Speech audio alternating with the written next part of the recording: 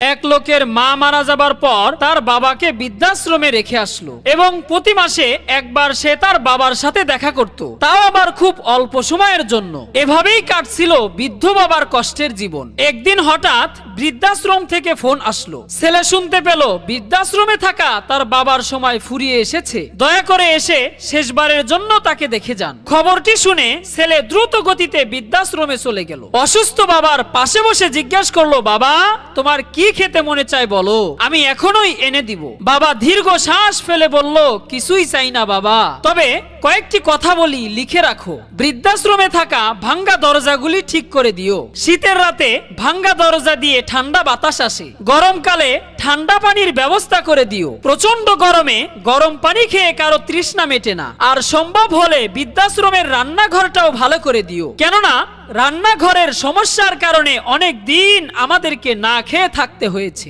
ছেলে আশ্চর্য হয়ে জিজ্ঞেস করলো, বাবা এতদিন তো এসব সমস্যার কথা কিছুই বলনি, আজ হঠাৎ কেন বলছো?